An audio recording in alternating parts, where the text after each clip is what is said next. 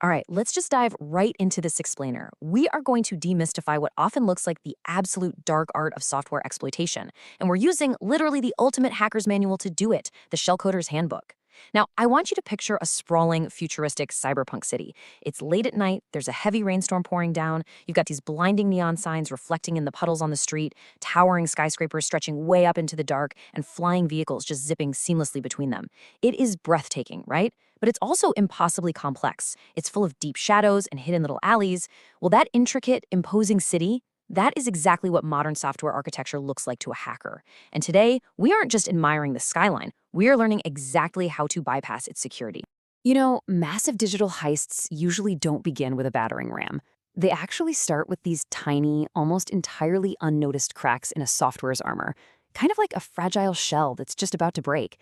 These microscopic vulnerabilities, which are often literally just a few lines of bad code, are all it takes to allow an attacker to hatch a full-blown exploit and completely take over that massive cyberpunk city we just imagined. So, here is our roadmap for the heist. First, the blueprint of memory.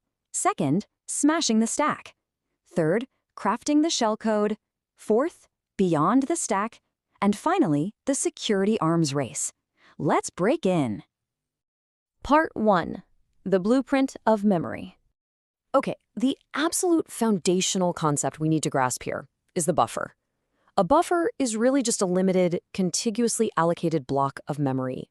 Think of it as a specific, tightly controlled room inside our digital fortress where data is supposed to just sit quietly. The most common type of buffer you'll see in the C programming language is an array. Now, this room has a strict maximum capacity, and the break-in actually happens when we force way more into that room than it was ever designed to hold. See, an intended perfectly secure buffer has strict size limits, and it simply rejects any excess data. But buffers in C and C++, they have absolutely no inherent bounds checking. The language itself doesn't have a built-in function to double-check that the data you're copying into a buffer won't exceed its capacity.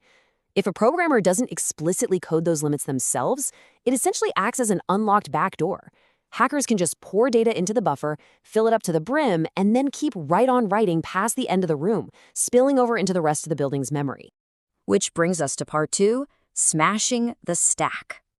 So let's visualize the actual memory layout of the stack. At the very top, we've got our buffer, which is holding the user input. Now, directly beneath that in the memory is the saved EBP. That's the frame pointer. And then right below that is the absolutely critical return address, or the RET. That RET tells the program exactly where to go once a function finishes its job. But remember what we just talked about? We can write past the bounds of our buffer. So if we stuff that buffer with way too much data, say just a massive string of the letter A, it overflows. It bleeds right over, crushing the saved EBP and completely overwriting that critical return address.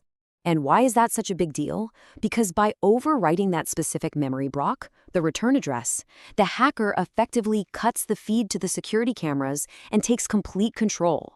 They replace the program's legitimate destination with an address of their own choosing. So when the program finishes its current task and looks down at the return address to see what it should do next, it blindly follows the hacker's new coordinates. The entire flow of execution is now quite literally in the hands of the attacker. Moving on to part 3, crafting the shellcode. Now we hit a major roadblock for the hacker. Sure, it's great that we can redirect the program, but guessing the exact memory address to jump to, the exact spot where our malicious code lives, is incredibly difficult. Operating systems are dynamic, Memory shifts around constantly. If an attacker misses their target by even a single byte, the program just crashes, the alarms go off, and they are caught. So how on earth do attackers reliably hit their target offset without knowing exactly where it is? This is where we get a brilliant aha moment, the NOP sled. NOP literally stands for no operation. It's an assembly instruction that tells the processor to do absolutely nothing. Just move on to the next instruction. By filling a massive section of memory with these NOPs right before the malicious code, attackers create this giant landing zone.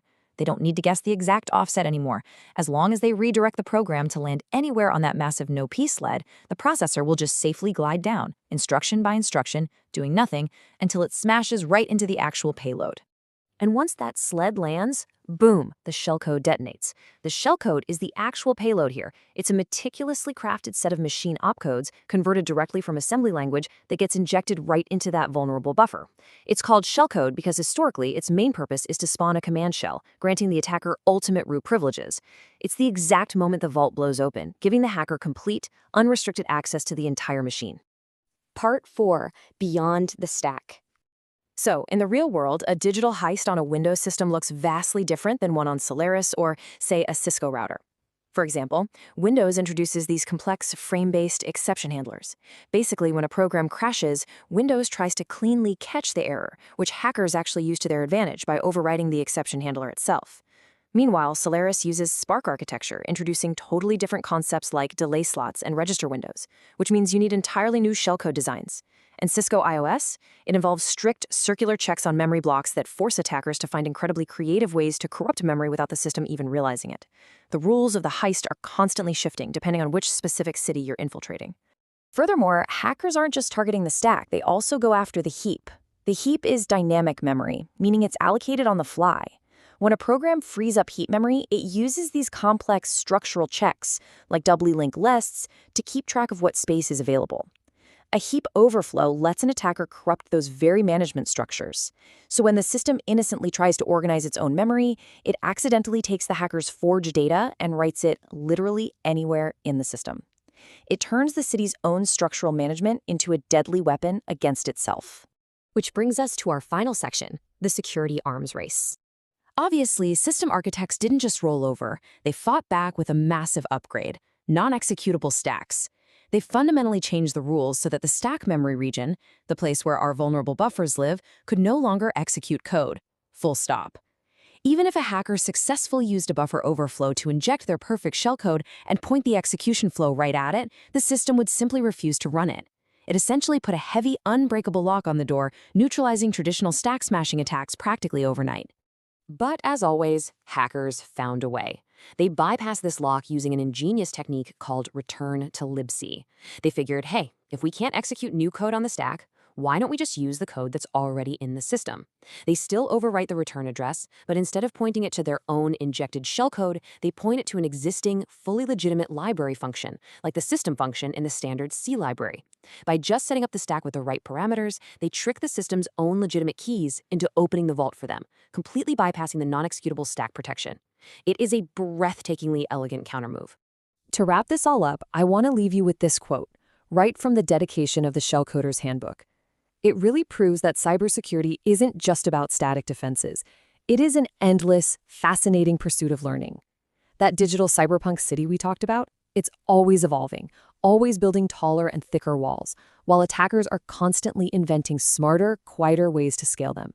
The architecture of memory, the elegance of the NOP sled, the sheer genius of Return to Leipzig, it is all part of this continuous loop of innovation. So the next time you open up a basic app on your phone or computer, you really have to ask yourself, how many invisible, unlocked doors are hiding right beneath the surface?